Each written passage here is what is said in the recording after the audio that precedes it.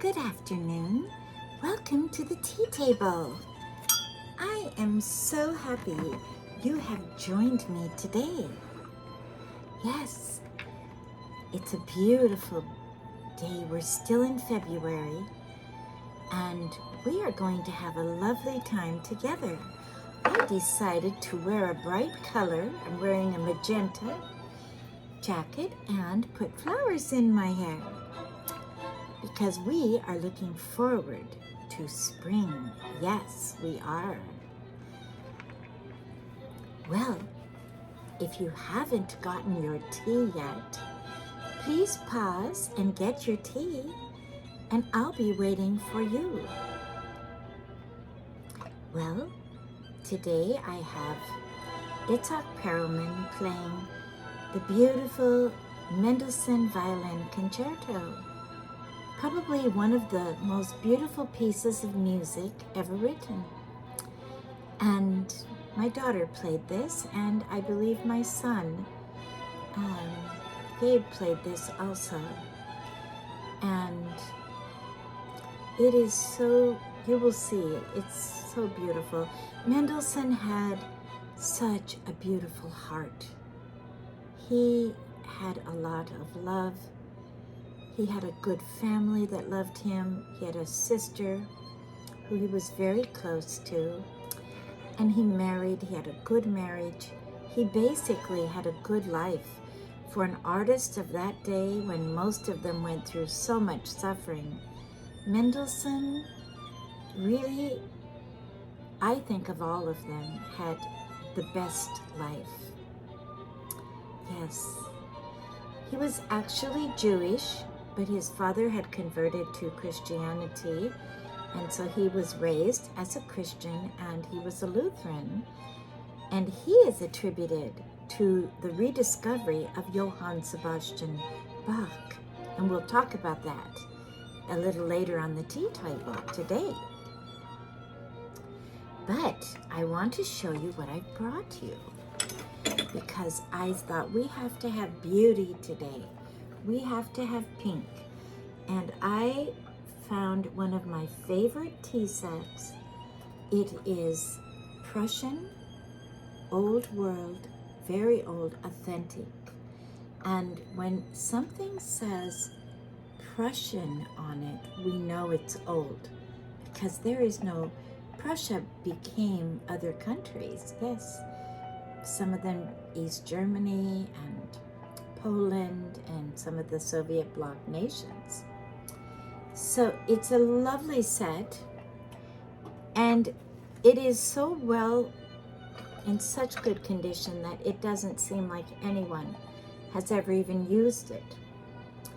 And I went and found both of us matching cups in the magenta, and they have the lovely romantic scene of the 18th century. So beautiful. I'll hold the saucer for you so you can see this. Isn't that beautiful? I love pink. I love every color of pink, but there are so many shades of pink. Yes. And now I'm going to pour my cup.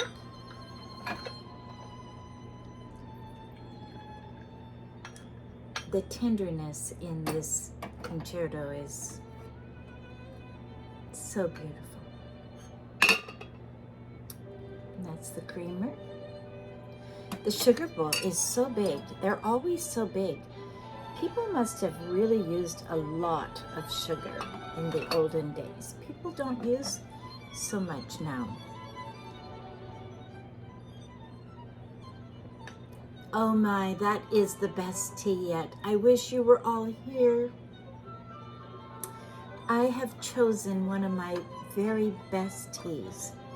I save for very special occasions. And this was given to me by Jamie, one of the wonderful tea friends who's on this talk every week. And she gave me this. It's a Hamad tea, Earl Grey. And it is just the best. And I'll show you. It is the loose leaf. Oh, you open the tin and it's just, see, it's the loose leaf. And so I put on the tea table this little, where you pour it through, but I'll show you what this loose leaf looks like. It's so beautiful. Oh, it smells so wonderful. I'm gonna just put that right in there. Somehow this loose leaf fell all to the bottom of the pot, and so I didn't really need a strainer. So that was interesting. And I've chosen some tulips that I received for Valentine's Day. I prefer flowers in a pot so that I can keep them over for the next year, like these bulb flowers. And I have some tulips that have come back. I'm going to show you as soon as they bloom from last year. Yes. Well, I'll put that there, and then I'm going to show you what's behind the tulips. I brought my roses. It's a little pot of roses. Now this is a small pot, but I'm planning to plant this in a big pot. And I put it in this dish, which is another magenta pink, beautiful dish. And I have it right on my porch on a little table when you come in the door. Because these flowers have to be outside or they would be gone, right? Yes. Oh, they're so beautiful. Ah, and this one tulip wants to fall. Let's see if we can get it to stay back. There, that's nice. Well, have you had a good week? Oh, and I brought you a treat, a special treat. Our son came and brought this for a family gathering we had here. And I said, oh, I need a piece for the tea table. And this, I put it on a platform for you, but it's actually on a plate that is also this wonderful deep kind of magenta color. If I can hold it. Isn't that beautiful? And this is a cherry cheesecake for George Washington's birthday. That's what today is actually. His real birthday is the 22nd of February, which is today. And so I thought that's appropriate. We'll let that beautiful piece of cheesecake sit right there. And we will have our tea. Yes. Well,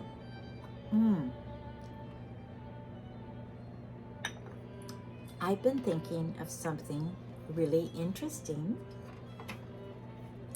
that I find fascinating. Now, I don't know how many of you have really studied the uniqueness of needlepoint and tapestry and its history. And we're not going to go into the whole history today,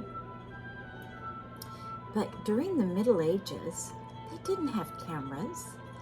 You had artists painting pictures, but a lot of needlepoint, beautiful work was done and formed into tapestries, and they would often use this to tell stories. I'll turn this down just a touch here. It's just got a little loud. Sometimes these vary. The tone will go so loud and then so soft. But there is a tapestry that I have been extremely fascinated with, and some of you have heard of it and probably some of you haven't. And it's called the Bayeux Tapestry, and it's Bayeux, and it hangs in Normandy, France. It has its own museum. And it was done in the 10th century to commemorate William the Conqueror's conquering of England. And it is so big and so magnificent It is hard to believe, but it is actually 70 meters long and 50 meters high. And this is just one picture of the this is the, let's see, I'll find the very first picture. This is so long. This is a souvenir from there, but I couldn't even hang this in my home because unless I literally put it all the way around as a border. I'm going to find the picture for you that the first one I ever found, because a lot of times they'll split this up and just have one or two pictures. And the one that I found so fascinating, this is the really famous one that I actually got for my son. And I found it at a thrift shop. And my son, we're Norwegian, and he loves Vikings, and he looks like a Viking. So I got it for Sam. Well, he can't find it now because he moved, but he has it. It's somewhere. But so I couldn't bring that, but I'm pulling this apart here. Sorry, this thing goes on. This is the complete, some people call this the eighth wonder of the world. It's so phenomenal. Here is the picture of William the Conqueror and his men in the boat going across the English Channel. It's going to be the Battle of Hastings, 1066, and he's going to win. And if you can see, those men are on horses in the boat. They're lined up on horses, ready to jump off. And then it has a scene of them having dinner all together before they go to this battle to take England for William.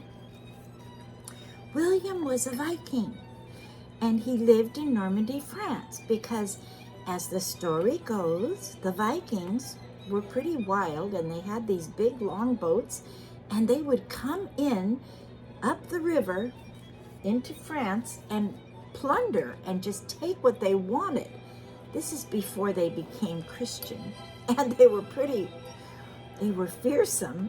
Well, the King of France decided, let's just give them some land and let them have a place so they will, and make a deal with them that they'll leave us alone. And that's what happened. And that's the origin of Normandy, France. The people there look Scandinavian. Many of them have blonde hair and blue eyes, which William the Conqueror had, blonde hair and blue eyes. And he was a Viking. Well, Edward was the King of England, and he was dying, and he wanted William, his cousin, to come and take the throne. So he told him he would have to come. But of course, when you're going to take something as big as the throne of England, you're not going to just walk in. You have to fight. And so they went on shore, and they won the battle, and the rest is history. And we will talk another time about how the implication. Oh, this is my favorite part of this. Let's hear this.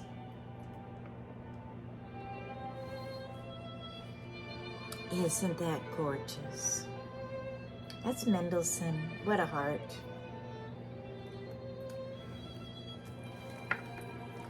Well, I have a card that is a little box of cards that are greeting cards that I found at my Norwegian fair. And this is William the Conqueror and the boat in the back of him. Isn't that amazing? And he was a good king. He was a very good king. And he is attributed because the Normans, they were builders.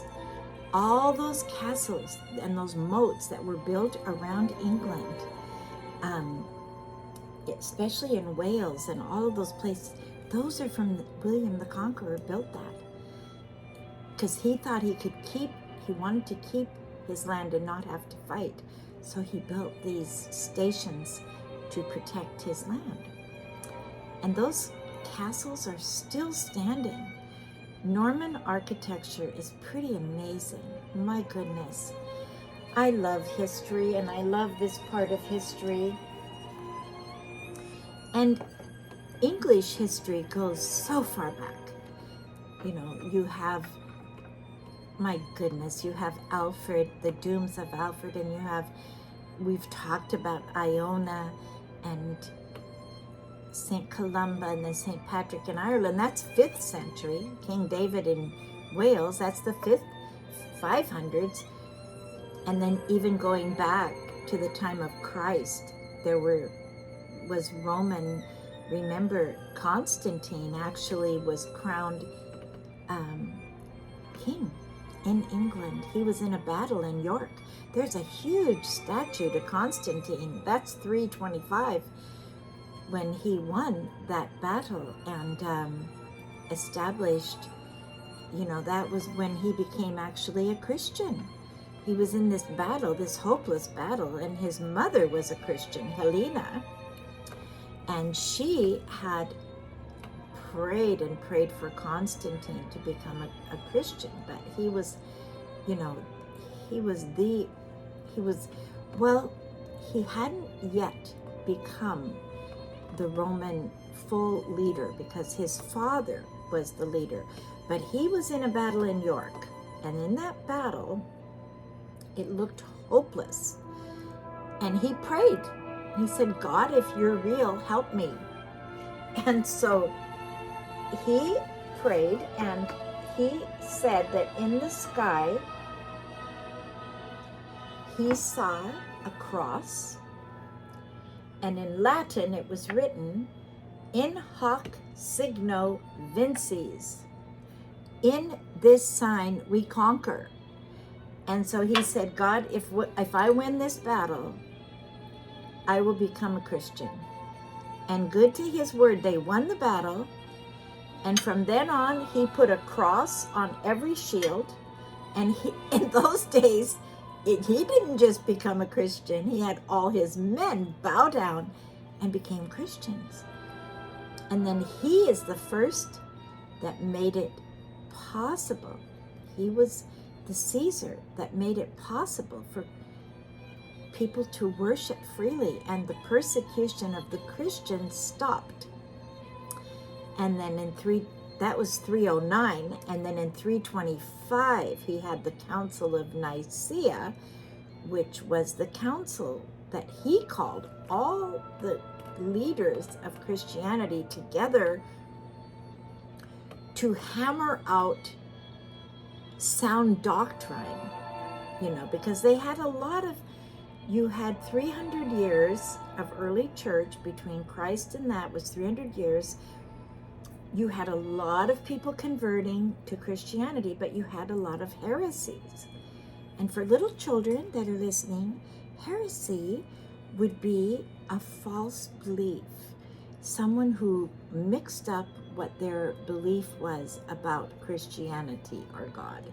And so he said, let's have a council and let's come together and hammer out the basic tenets of the faith.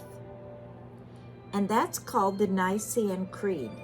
And in many churches, we recite that every Sunday. It starts out, I believe in God, the Father Almighty, maker of heaven and earth, and in Jesus Christ, his Son. And then it goes on, and it's very clear. Well, the only creed that they had before that was called the Apostles' Creed, and that is believed that it was written by the apostles and the apostolic fathers, which an apostolic father was someone who was directly taught by one of the 12 disciples of Christ. And so that was an ancient creed, but there were a few things that needed to be even further clarified because they kept getting these heresies and people wanting to believe something that wasn't true. And so by having the creed, it would keep everybody on track. That was the goal. So that was Constantine, yes. So that's how old I'm saying all that to say that's how old England is. And you go to York, there's his statue, and there's a big wall in York. Yes, and that's the Roman wall that the Romans built to keep the Scottish out, because they could never control. Scottish people are too independent, and they knew how to fight, like, what do you call that warfare when you fight in the trees and the bushes, and kind of like what happened in Vietnam, that kind of warfare where you can't really find them. They knew their land, and so the Romans gave up. They said, we can't subdue Scotland, so let's just build a wall. So they built this wall. It's still there. It's massive. It's massive. And it's so wide that there are little buildings in the wall underneath, houses and things where people even still use the space. So then that's how old England is. So when you're going to study British history, it's not easy for us as Americans, because that's 2,000 years. And when we study American history, we're only studying 200 to 300 years. If we study from the time of the first pilgrims, 1620, 17, 18, 19, well, and now we come up, now we're almost 400 years, aren't we? Yeah. 17, 18, yeah. So our history's getting longer now. But when you study English history, there's all the kings and all the queens and all the royal houses, and it's involved. It's very involved, and I love it. And I think if knowing someone like William the Conqueror, that's 1066, you can get that. You know Constantine, 300. And then you could know St. Patrick, St. Columba, St. David, they're all in the 4th and 5th century. So then you have at least that much of a timeline. It helps. Because then you study somebody like Bede, Bede, and he was the first one that really wrote down all the history, the ecclesiastical history of England. And he's a historian. And so then you study him and you know where to put him. And you study someone like, well, after William the Conqueror, you are going to have a continual kingdom carrying on. And we all know there's all the Henrys, and then there's all the Charleses, and then there's the Georges. But if you can get one great event for every 100 years and kind of seal that in your mind, it helps you get a timeline, not on paper, but actually in your mind. That's how I like to study history. I like to study the big picture first, the macro, and then the micro. So much of my history, and I know your history in American schools, it was taught kind of grab bag. You might have a little bit of this and a little bit of that, but you didn't have this consistency. And so we have to reteach ourselves. We have to become forever learners. We have to self-educate, which we can. And it's the best way, because you get curious, and then you'll, like this Bayeux Tapestry, it's so fascinating. I want you all to look it up because it's phenomenal. I was in France, but I was never in Normandy, France. But if I ever get to go again, that's a place I want to visit. And I would like to visit Charlemagne, his castle. And Normandy, France is one of, I've seen pictures, it's one of the most beautiful places. Absolutely gorgeous.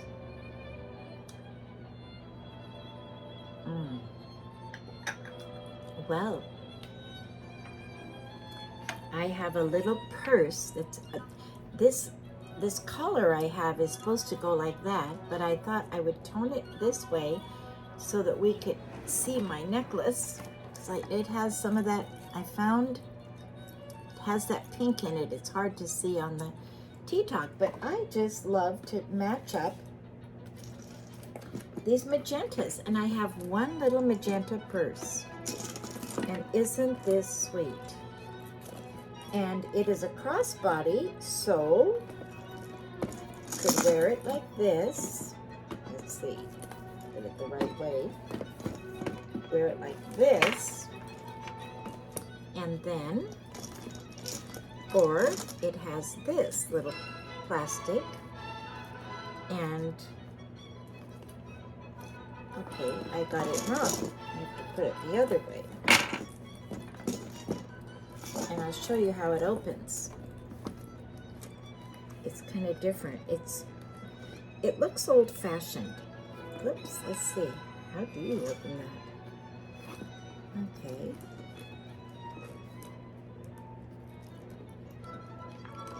Oh, it's that. It's easy. I was making it hard. Okay. So you just open it like that. It's quite secure, and it's a promise of spring. Promise, and look, it matches the tulips exactly. Isn't that fun? I just love this color. I think it's just one of God's colors. Truly, it's just. And in nature, you have the beautiful fish that are this color, the beautiful birds that are this color. But when you go to a tea party, you really want to dress up and make it special, because we don't have as many special places.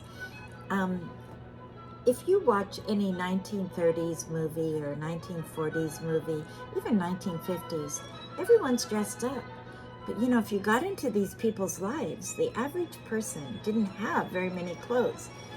But they were so well made. A man would maybe have one suit, and he could take very good care of it, and it would perhaps be tailored, fit him very well, and good quality fabric.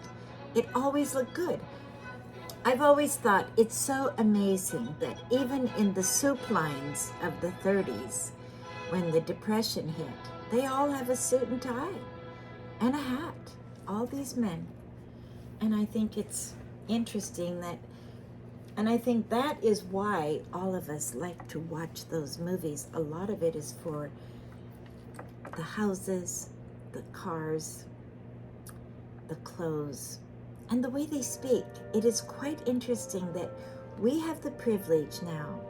It's 2024, and we can look back and see movies. The speaking movies didn't really come in until like late 20s, early 30s. It's almost 100 years. We can look back and literally see what people spoke like, what they sang like, what they walked like, because there is a difference. I have noticed the singers, amazing training, and the violin. I almost think the violin is played, it's played with such tenderness and such spun gold.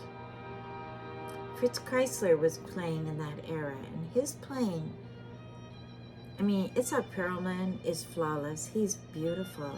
But each one, we play from our own place in history, and we sing from our own place in history, don't we? The training was rarer and very exact, and just, I don't know, I've heard Caruso, some recordings of him, the great, famous Caruso. Some people think he had the most beautiful voice in history. Of course, Pavarotti does too, but Caruso sings like, oh my goodness. And it's another era. But we can adapt and take good things from every era, can't we? Yes. Yes, we can. I think that's called being eclectic. Take the good from everything that you have experienced from your education, from your family, from your friends, from your studies. You take the good and blend it into a whole picture. Isn't that great? And this is a fun, I wanted you all to see this little strawberry because it's a bright pink, but with the red little jewels, you blend it and it becomes, that's what this magenta is. It's a baby pink with a little more red and maybe a touch of blue. You who are graphic artists, you know how to blend the paints. So fun. Well, I hope you've enjoyed this tea talk, and I hope you'll study history. Find the area that you love. I love different areas at different times. We're going to come into March pretty soon, and we're going to talk about the Celts, because March is the Celtic month. It's the month for St. Patrick. St. David's Day is coming, and St. Columba, and it goes with the blustery March, the rainbows, the splash, the drama of the Irish Sea and the Hebrides and the Wales, the Welsh. It's a lovely time to study that. Well, I hope that you will have a very good week. And one thing I must report on, I must tell you about something special. I had a friend call Saturday, one of the Tea Talk people. You know her, Elizabeth. She said, my dad and brother are coming down to see your son, and should we all come down for a tea party? Well, this was Saturday, and I said, oh, that sounds great. Sure. And I had so much going on, I hadn't really looked at my calendar. Well, then, Monday morning, I look at my calendar. I have a luncheon date with two of my dearest friends who have been on this Tea Talk playing music. And I thought, oh my goodness, what am I going to do? And I'm double booked for the same time. And so my husband and I were talking. He said, well, why don't you see if it's all right to just include Robin and Jana in the tea party? So that's what I did. I said, okay, would you like to come? And they wanted to come. And so we got to have the Valentine party that I had been wanting to have with all my table's been set, but I haven't really had a party. And I had one with little Ellie, but it was just for her birthday. So here we had spontaneous, and we celebrated a birthday of a dear friend who's also on the tea table, Norman. And so we had a spontaneous, beautiful tea party, and it all worked. And that is what we have to be, is flexible and understanding. And I was benefited from it because I had some wonderful people pitch in and help me prepare and clean and get it all together because I hadn't been planning. And so I got one more big notch toward spring cleaning that I want to do. Isn't that great? So, whatever your hand finds, do it with all your might. That's what the Bible says. Whatever your hand finds to do, do it with all your might. And just do your best. And God will do the rest. And I really appreciate, thank you for your beautiful comments. They mean so much to me. And also, if you haven't subscribed to my Tea Talk yet, please subscribe and push the notification bell and you'll be notified. And if you liked it, the like button is always nice. And share it with a friend. We want everyone to feel welcome on the tea table. So I'm going to put this little purse here. I'm going to take my cup again, and you take yours. See, we match. And the rest will be history. Okay, thank you so much. God bless.